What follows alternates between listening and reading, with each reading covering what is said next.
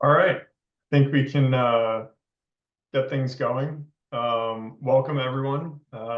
This is the happiest time of the year where we get to share everything that we've built in TestFit for the past year. We can go into our introduction slide first. My name is Nat MacDonald. I lead the product team at TestFit.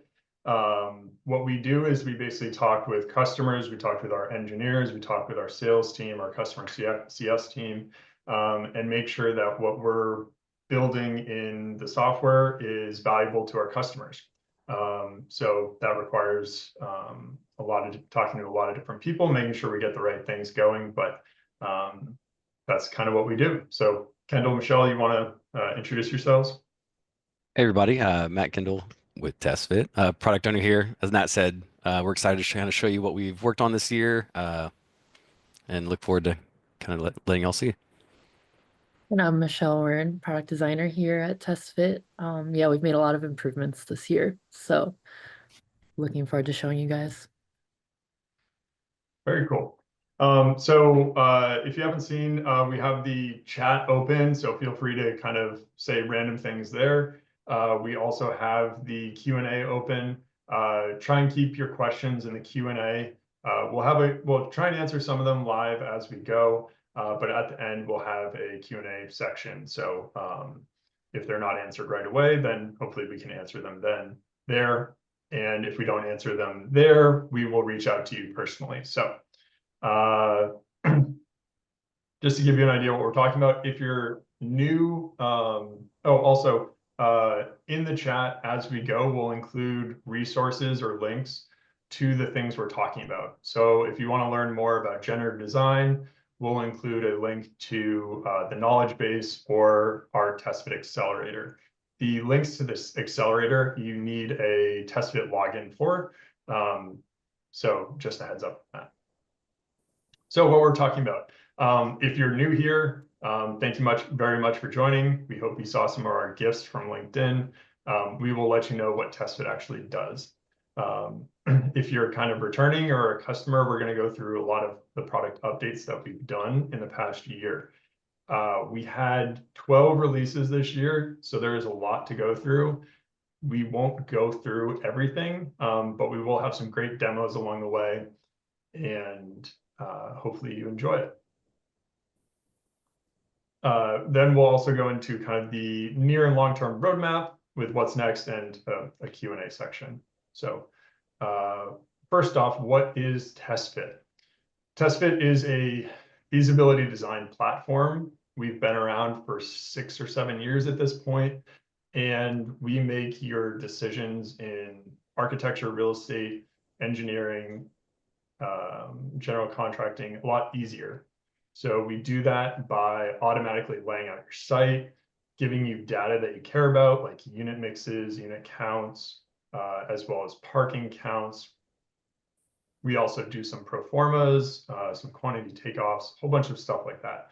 We do it in a lot of different markets as well. So high and low density apartments, garden apartments, single family, industrial buildings, data centers we recently released, and mixed use retail, that kind of thing. So we cover a lot of different things. And if you're new here, we're excited for you to check us out. Feel free to get a free trial and try out TestFit. So the first thing I'm going to talk about is Urban Planner. Urban Planner is a massing tool, and it happens to be free. So you can have Urban Planner work in there, create massing, and get a good study for your site or your urban plan. We recently included a automated massing tool. That's the GIF on the right side. That is very similar to kind of the massing tool that we use in TestFit Site Solver and Generative Design. And so it's made Urban Planner that much more powerful. Let's go on to civil. So a lot of what we focused on this year was civil engineering. And the reason why we did that is a lot of what civil engineers do in the feasibility process is it's really important and can definitely decide whether a project is going to be killed or pencils. So we focused on a few different things. We did cut and fill, coverage calculations, 3D topography, and vehicle path. So I will start demoing those once I share my screen. Okay. Kendall, Michelle, can you see that? Make sure everyone else sees it. Great. Okay. So the first thing with cut and fill that we did is we automatically calculate cut and fill as soon as you place your site. So what that means is you'll see a few things. You'll see this finished floor elevation, and you'll see these tabulations down here. What this finished floor elevation is it is a optimized finished floor elevation to balance your cut and fill. So here we have essentially a balanced site at around 1,800 cubic yards of cut and fill, and that occurs at 481 feet and 1 inch. If you wanted to change this to, let's say, 490, you can do that, and you can kind of see that update there. You may have seen some of this coloring, but what we do is we now will show that cut and fill that occurs as well. So this red is cut, the green is fill. One more thing we can do here is set the costs for the cut and fill. So ultimately, that's kind of what's driving this decision, right? So if I wanted to say my cut cost is $10 a cubic yard, my fill cost is 15, my import and export were 20 and 40. I can now go to my development tab and see, okay, my earthwork is going to be 48K. Let's go ahead with this deal, or actually that's not going to work. I hope that works. That's a pretty flat site. So that is cut and fill. The next thing that we did is 3D topo.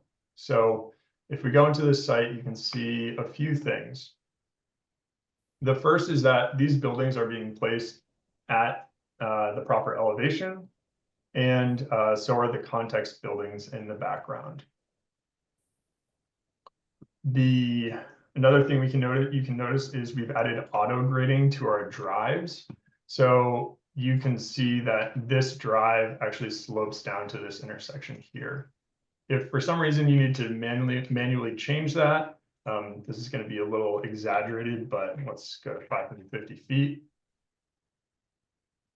You can now see that has manually changed.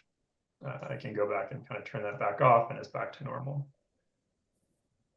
So that's our auto grading, context buildings, and I guess the last thing is anything you want to manually adjust for cut and fill or auto grading. If you come in and adjust it here, it will adjust kind of the whole site, or you can do individual buildings if you do this.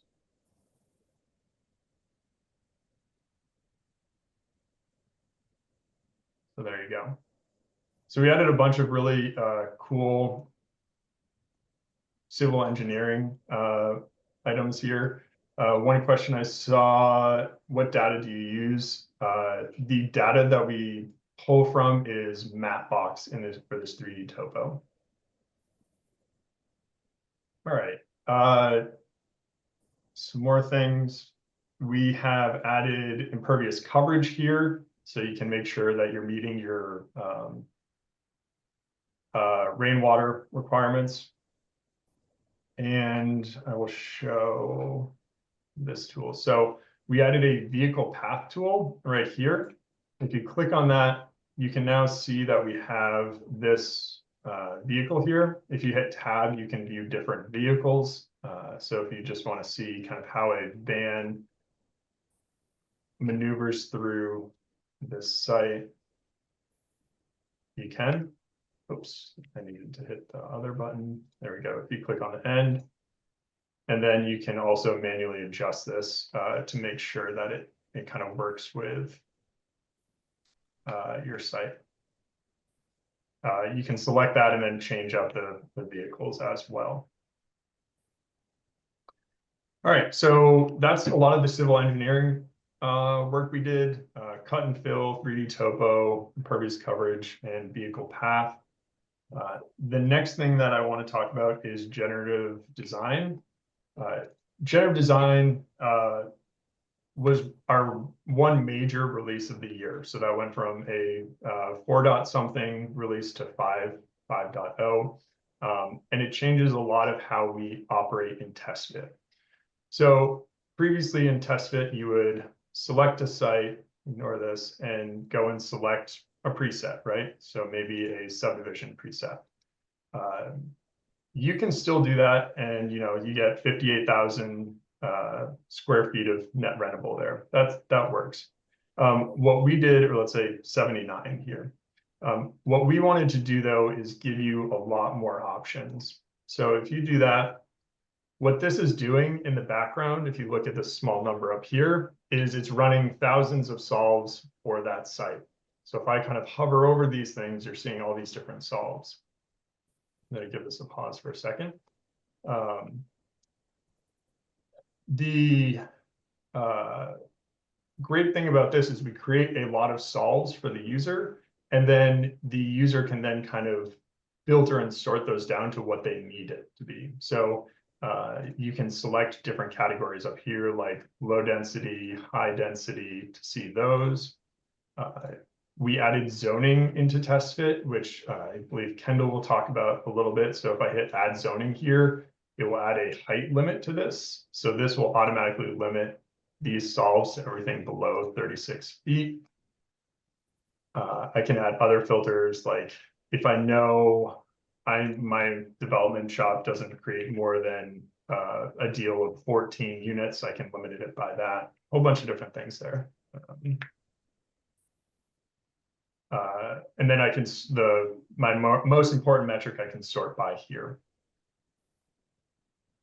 So generative design is giving us a whole bunch of different solves, allowing us to filter and sort to find the one that works best for us. So previously we had a solve that was 79,000 square feet, and we're now getting 115,000 rentable square feet. So some big improvements there.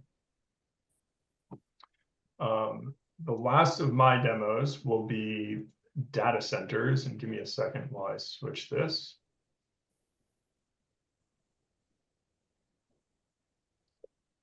So we recently entered the data center market with our data center configurator. This is specific to data centers.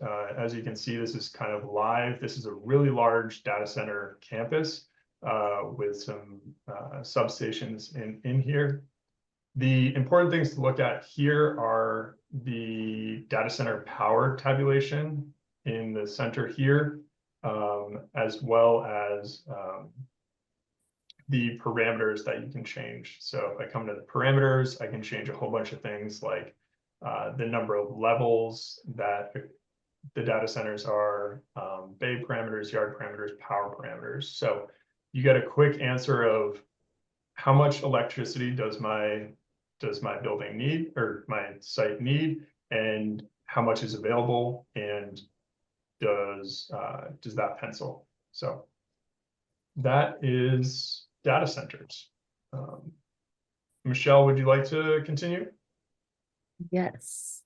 So next we're going to talk about some quality of life improvements that we've made. So first of all, we released our new UI, which you've been seeing in these demos. We streamlined the process of using TestFit basically by breaking up the interface according to the user flow. So it's broken up into the different sections that you would use. So like navigation, properties, canvas, and then data output. So it's more straightforward to use, it's more intuitive, but it's just as powerful as before. Next, we released Project North. So a lot of architects and developers expect the building to be aligned to Project North as opposed to True North. And each file now has an optional Project North setting. So you can rotate the 2D view to be in line with the site plan orientation. There are a couple ways to set this. So you can either select a property line, you can draw a line, or you can just enter an angle on the compass, which is what you see in that image. Hover preview is just another way that we've made the process of using TestFit even more quick and easy. So you no longer have to click on a preset in order for it to populate into your canvas. You saw Nat hovering over the solves in Generative Design. And when you hover over a solve, it populates into the canvas and it displays a live preview of the resulting solution and the tabulations below. Revit 2025, since we are committed to making sure that all of the data that you get from TestFit fits into the design process as a whole, we've updated the Revit add-in so that it works with Revit 2025. So you can continue to import your TestFit sites into Revit. And lastly, TestFit Accelerator and the training files will help you upgrade your use of TestFit. So in your home screen, you can click on TestFit Accelerator when you open TestFit, and you'll get access to many courses on how to improve, develop your process, basically just level up your use of TestFit. And we've been linking these courses throughout the webinar so far.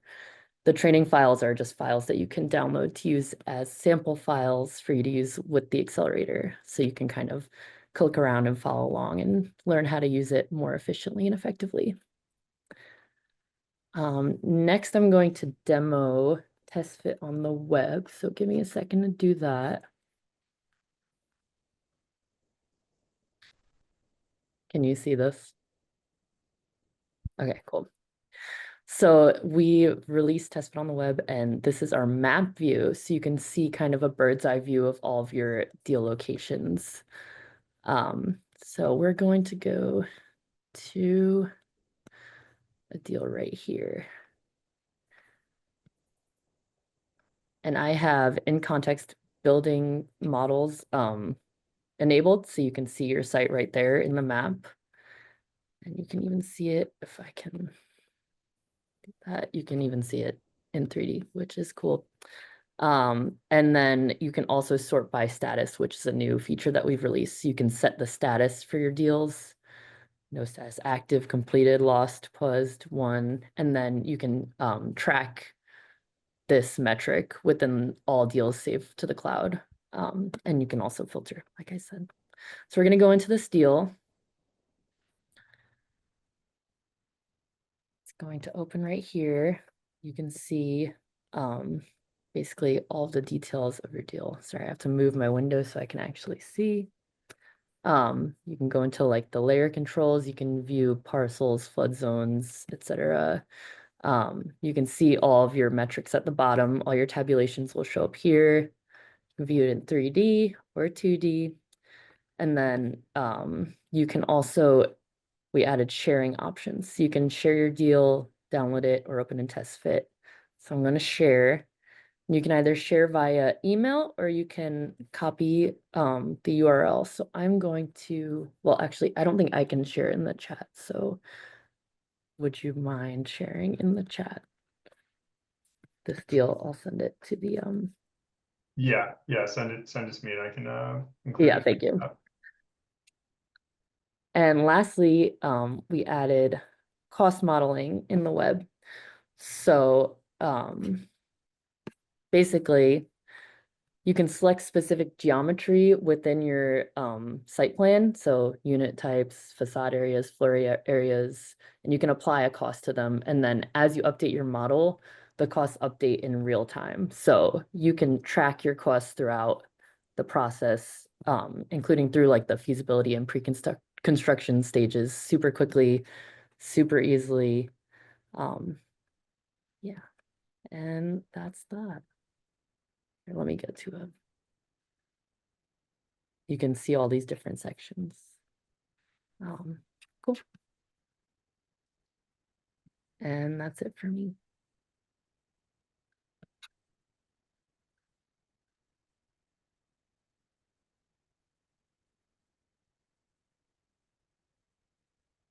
All right, so now we're going to start talking about our data maps. So right here, you can see kind of some of the data maps that we added this year. We've included zoning. So now whenever you define a site, you have an option to pick your zoning. or sorry, an option to see the zoning that falls within your site. If there's multiple available, we'll show you those as options. You can kind of pick between those. As well as that, we have Esri map data. So we've added a second kind of satellite source. Between those are one's going to be slightly newer, one's going to be higher resolution, but we give you the option to kind of pick between those as needed. There's also going to be power plant data with the introduction of data centers. We added power plants, so you kind of know what's available in the area, kind of help gauge what you're kind of going at, as well as soil data, so you can kind of know what kind of soil you're working with.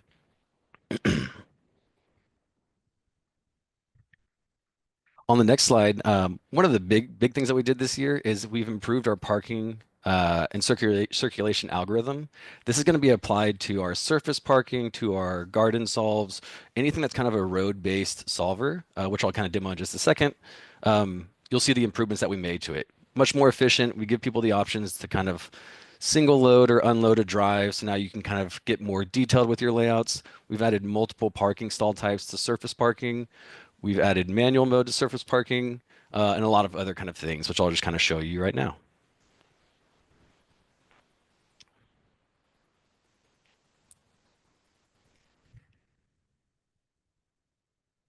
Okay, good. Let's do it. All right, so I'm going to show you the data maps first. So over here on this right side, I'm going to go to our TestFit satellite view. You can see we can cycle between the roads when we've normally had. Once I cycle to my satellite view, I can switch between the different two. You can see we have little annotations on here, lower resolution, but potentially newer. And this is a higher resolution, less recent. They still get updated from time to time, but still just another option that we've given you. When I go to our data maps layer, we have parcels, which we've had for a little bit. We have elevation. We have flood zones, which are nowhere near me where I'm at right now, as well as wetlands. Keep going down this list. Soils, so we can see different soil types. Zoning, as I mentioned earlier. So as I turn that on and kind of start to pan around this different area, as I mouse over these, we'll start to see the different residential zones that are around us. These are residential, but any kind of zone that's around you. And then the last one that we added is power plants. So if I were to zoom out just a bit, let me turn off some of these other ones just so it's not so cluttered. There we go. So we're around Salt Lake City, but I can hover over these, and in this lower right side, we can see the different, here we go, different power stations that are available around us. For the improved circulation, we're going to start with our kind of surface parking. So last year we had a big addition to TestFit, which was the introduction of regions, which everybody's been using, getting more complex solves with their sites. So one big improvement that we added is the ability to manually adjust these. So you can go in and start to delete rows as needed. So you can see I just went in and kind of removed these connector roads. You can drag these around as you'd like. We can also now, this is going to be another big improvement that we have. I can right click on these and I can change the load type for this. What I mean by that is I can say I want it to be a single loaded one. You can see it's removed this side of parking. We can flip that to the other side as needed. And now you can kind of see how that works itself. We'll change this back to double loaded. So this starts helping people when they're kind of getting into more sites. So I'm going to add a space. Oops, sorry. I'm going to go up to here and I'm going to add a space. I'm going to use our new rectangle tool. So I'll say draw rectangle. Draws a nice big rectangle for us. And we'll start to kind of get into what our circulation algorithm is doing for us. So here we can see we have this kind of single kind of retail space that I've added, just a generic space. When we start to get multiples of these, so I'm going to duplicate that. I'm going to move that kind of over here. We're going to start to see what's happening is we're breaking our site down into multiple areas, which kind of gives us better parking layouts. But what it also starts to do for us is, let me just drag this one off. I'm going to rotate this one just a bit for us so we can kind of see what we're going to get out of this. Perfect. And then we're going to make it a bit smaller just so we can kind of make that smaller region that we were looking at. So what's happening here is we can see we have these different sections that are different sections inside of the parking itself. And we have this idea of these connectors that we have that help with the parking being connected together. And we'll show what that does as I kind of move another one over here. And we're going to make sure that there's just a little bit of room for it to fit. Another improvement with the circulation algorithm that we have is now we can start to place single loaded drives. And this could happen in a lot of the configurators. We can start to place single loaded drives, which just helps improves your efficiency of some of these sites. But what I can also do is kind of help you with your layout. So let's say like right now, you can see we have these two parking areas, and this one right here, it's actually going a bit farther and it's not creating that connection. So one of the big things that we added to our surface parking algorithm is this the idea of these connectors. So let's say if I wanted to not have it kind of route like what we're seeing here, I can change what that max length is for those connectors itself. So if I set this to 0, you can see we can create those kind of connections over here, or we can kind of increase this up, which is where we had it earlier, and it's going to start to route them around. So you're getting these kind of smaller subfields of parking. Excuse me. So this algorithm, we've added it to all of our drive-based configurators. The other piece that we added as well is if we kind of zoom into the site itself, we can start to see if I select our stalls panel, it's on here. We have compact, we have ADAs. These are all stalls that you can change yourself. So if you wanted to add additional ones, we'll just click add. I could say maybe I want some EV stalls over here, change that to an EV color. Even set the either percentage I want or one of the tables, set your lengths and all that. And then you have EV stalls on here. These are draggable, so I could move these around to different locations, and that applies to all of these. So if I wanted to push all of my, let's say my ADA spaces to an area, I can click and drag those. We can also click and we can split those, so I can put half of them in one location and half of them in another location, as you're kind of seeing right here. So I'm going to switch this over to our townhome. So here's our kind of townhome option. One of the other big improvements that we have is we used to call this our square site bug, is kind of how I'll phrase this. So a site like this, before we made some of these improvements, sometimes we would leave out a bit of kind of extra density. So one thing that we found out with our improved circulation algorithm is between like I would say like a 15 to 25% increase in density, just because of some of the flexibility that we added into it. I'm going to make this site a bit larger just to show some of that. One of the key things that we have at TestFit is the idea of like generate, then edit. And so let's say from here, this is another kind of new feature that we have. As we move this around, we're seeing that the building itself is kind of hugging and staying next to that drive. So as I move this, we're seeing as they start to fit. So it's kind of a halfway manual mode. I'm manually adjusting these streets and roads as we're seeing here, but the buildings themselves are kind of populating around those roads as it's being moved and adjusted. And this applies to all of them. So I'm going to go over to our garden, kind of this larger preset database. There we go. So this is kind of another way that the loading of roads can be really helpful. So let's just say on somewhere along this garden area, if I wanted to add a node, adding a node, you can see it just kind of places this little line right here. But what I can do is, let's say maybe just if I wanted to have my clubhouse, which I'll drag, let's just say right here. Maybe in front of my clubhouse, I don't want parking for some reason. We'll put that over here on the left side. So now what I can do is in front of this area, I can right click, I can change the loading for that road itself. So I'm going to say single loaded. So we can see now what it's done is it's removed that parking, but it's also given you a bit more space to place that area up against that road. So you have a bit more flexibility of how you can start to load your parking, which will be changing the kind of layout and how your building's being worked on. So you can kind of see in that example right there. There we go. So on top of garden as well, I'm going to change this over to our parcels. This is the one that we just updated most recently in our latest update. So the improvements to parcels, just like all the other ones, we saw a large improvement. But one of the larger things that we have with our new kind of circulation algorithm with parcels themselves is the ability of how we're laying these out and how they're flexing and interacting with each other. This is also a big improvement to our parcel configurator as well. So we've added a bit more flex to these. The flex themselves, we can start to fill in these kind of outer corners or some of these kind of dead spaces. So now within this parcels tool itself, increasing this flex, and I'm just going to say, let's add it to 100 on all of these. It's going to start to fill in some of these kind of odd spaces that were left over here. I can make it a little higher to fill in some of these, but still, we're just kind of generally getting more usage out of the land and more coverage because we've kind of increased the flex. The other large thing that this did for our parcels is whenever we have parcels where the depth themselves is different, we're going to start to place those. And to kind of show this a little bit in a better way, I'm going to make these all a different size. let's make one of these kind of 30.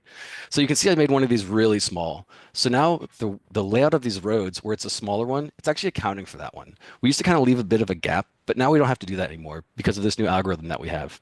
It gets even better in terms of kind of the density of that site if I adjust row grouping. So there's an option to keep those larger ones together or kind of distribute it around the site. But you can see right now, whenever I do have a smaller parcel, we're going to utilize that extra space. So we did make this a bit smaller. So then these other areas can kind of fit more parcels within that area itself.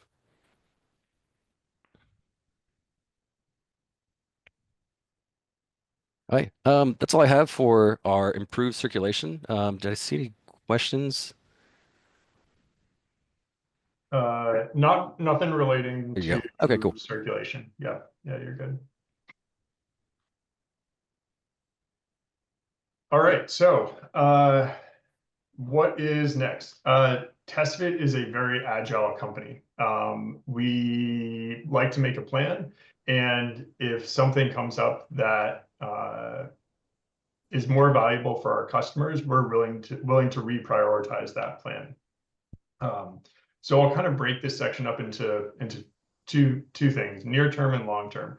For both of these, we will share what we are what we're planning to work on, but not necessarily timelines, because if something changes in priority, that can change timelines. So kind of near term things that we want to improve.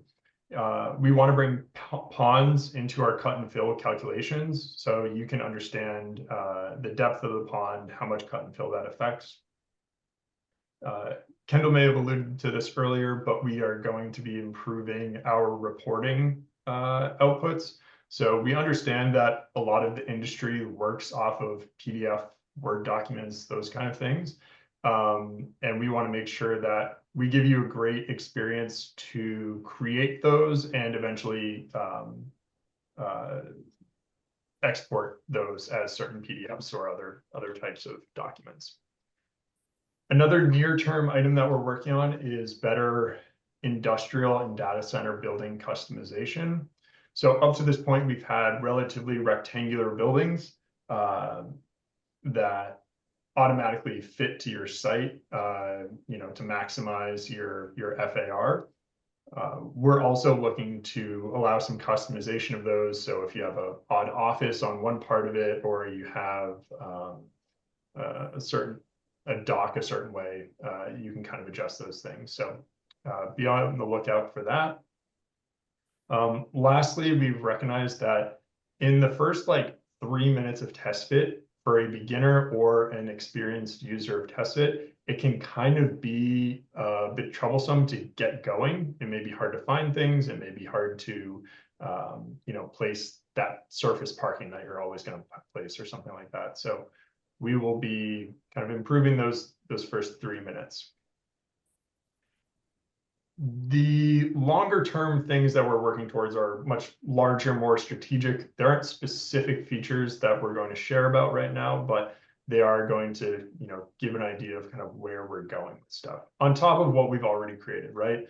Our housing submarket, industrial, like all this stuff, we will still be improving, and also these things. So civil and pre-con, we've found a great reception for the stuff we're building in those communities, and we want to keep building that.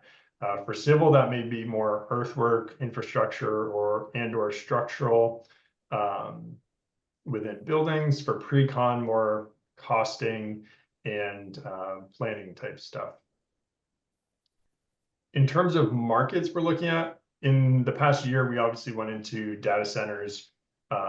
We're still working with data centers, industrial, multifamily, all that good stuff. We're looking into some other ones like retail potentially.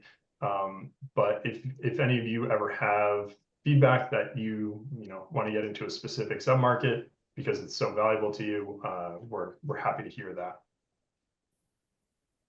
Another item we're addressing in the long term is easier accessibility to TestFit. Right now we have the desktop app and we have the web app, and those work really well together. The desktop app has its strengths and weaknesses, and the web app has its strengths and weaknesses. And what we want to do is kind of start combining those a little more. So ideally in the web, someone may be able to change some of the things on the site in terms of geometry without actually having to install TestFit. So look for that. Lastly, we're incredibly excited about generative design.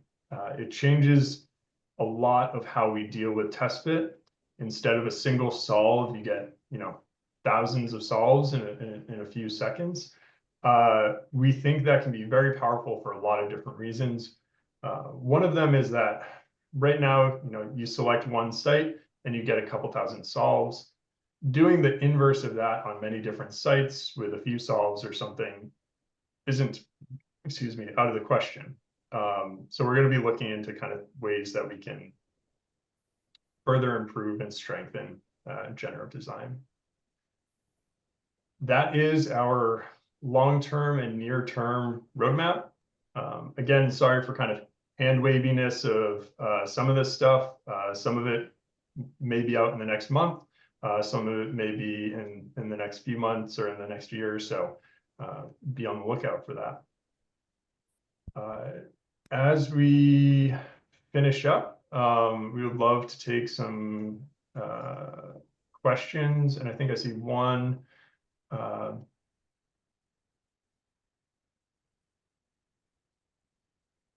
On cut and fill, is there a function to include foundation depths, pavement depths, etc., or would that need to be calculated separately and manually taken out of the import?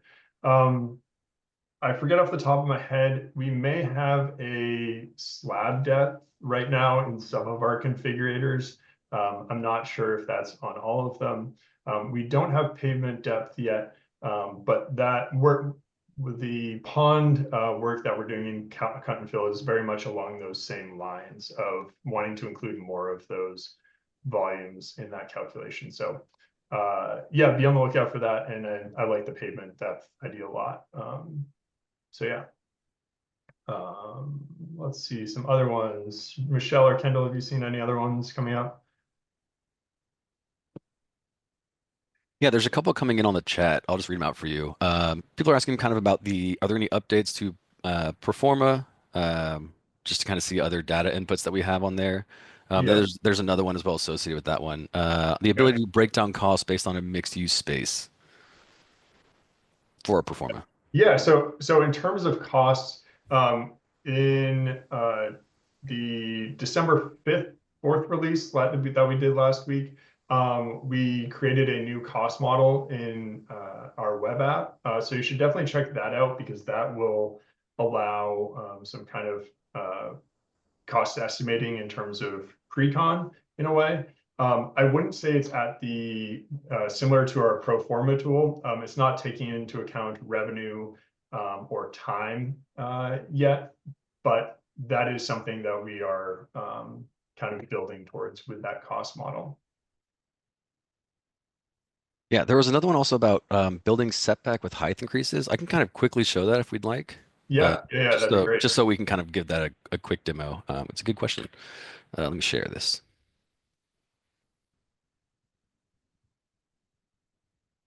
Perfect. There we go. Yeah, so that is something that we have worked on. Let me go ahead and just increase the height of this building. So there's a few ways to do it. Right now, I'm just kind of leaving this building, at this corner.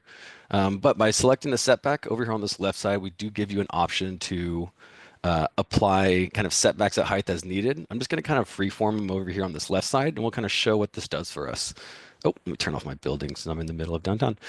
So we can see we do have that as an option. I just kind of freeformed them, but what we do have over here on this left side is you can start to set what your setback is, where that setback occurs at. So I could say, it's at 10-foot setback until 63 feet. Maybe that's 50 feet. And then from there, we need to go at a certain angle. Let's just say 25. So now it's going up at a 25-degree angle and then going up. So yeah, if you need to kind of stay within like a residential proximity slope or you have view angles that you need to kind of hold on to, we definitely have that as an option. And so you can see it's also working with our kind of planning tool where we're using spaces. But if this were to switch over to, let's just say, any other style solver that we have, it's going to do the same thing with that one. So it applies to all of our configurators if you need to make those kind of like zoning decision based designs based off the envelope of the outside of the building. Nice. And I saw another question actually that I'll share my screen for too. So someone asked if roads have the ability to have a cost to them. So within our configurators, they do. So in this townhome configurator, if you go into the site level, go to the pro forma, you can see that you can assign a square foot cost to that. So that is applicable, and that will show up in development.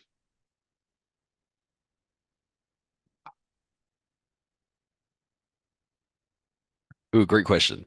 So we don't have variable floor to floor heights yet on our building. It's been one of our kind of larger feedbacks that we have, but currently right now we don't. We do have some options between separate configurators, but for right now they are going to be one level of the floors within the same kind of product type are going to be the same number of floors. But we are aware of the issue of that. I saw another question about breaking down cost by mixed use of spaces, and we can certainly have the square footage. And does that apply in the hard costs, Kendall? That's a good question. Just check I'd it. have to double check. Yeah, you can do like retail costs in apartment or amenity. So in a way, yes.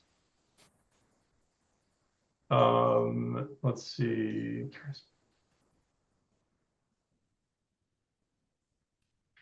So Jeremy asks about columns in podium parking.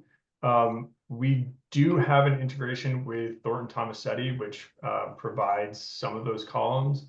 One of the things we are potentially working on is kind of that how those translate through the building from the podium parking lot through to the parking garage through to the building above. Yeah, so there are some of them, and that's one of the kind of structural things we would like to improve upon. And I saw another question come in about kind of having multiple towers on a podium itself. So we do have that option for manual mode. So you can kind of see I can start to kind of maneuver this and draw kind of different segments. So if I wanted to, we could have these kind of two separate towers like what we're seeing here. With the introduction of regions, we can actually create a region on the third floor where we are right here.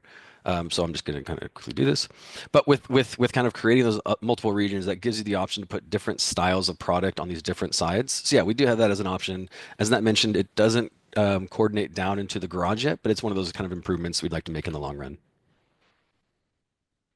So manual mode, what it actually does is it kind of locks in the spines that you have, because I saw that question come up as well. So let's say right now, if I start to kind of push and maneuver this, oh, let me actually put this garage in manual mode real fast. Okay, now it's in manual mode.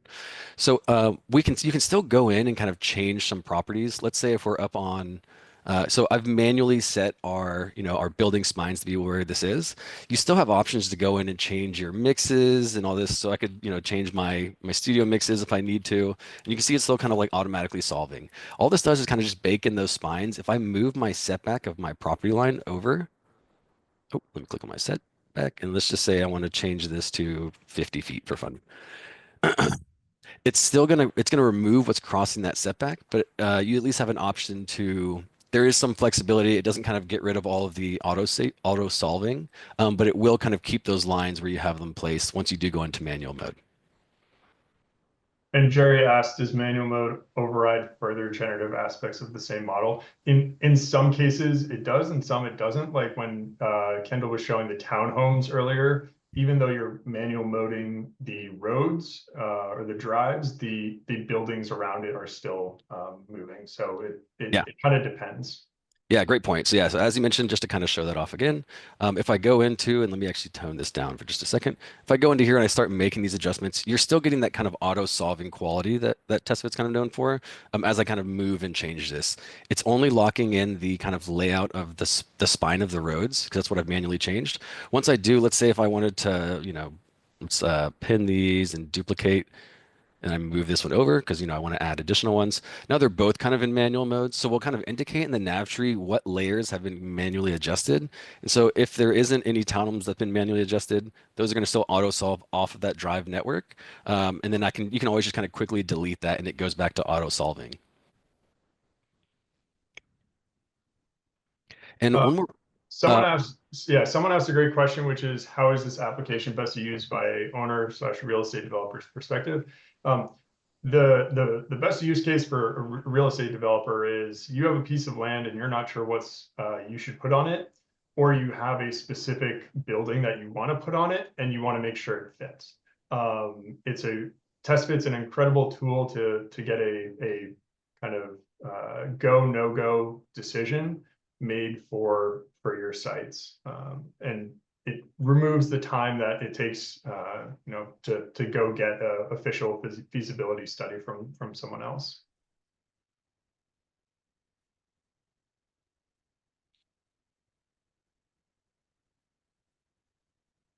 All right. Jerry asked, what do you include in soft costs? Soft costs are done right now by kind of an all-in cost or square foot. We aren't necessarily breaking out like the architect's design fee and the mechanical subs or anything or mechanical design subs or anything like that. Okay. Well, I think that's about it.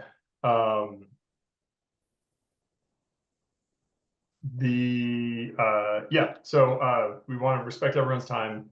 We really appreciate everyone for the past year helping us. The feedback that you give us is incredibly valuable to kind of shape TestFit. That's how we do our work. Without it, we would not be able to create some of these incredible features. So thank you to our customers. Thank you to our potential customers. If you're interested in TestFit, please go to the website.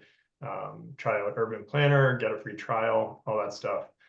Thank you guys for the bug reports you fill in, the feedback. We're very excited for another year of TestFit with all of you. So thank you very much and have a great day.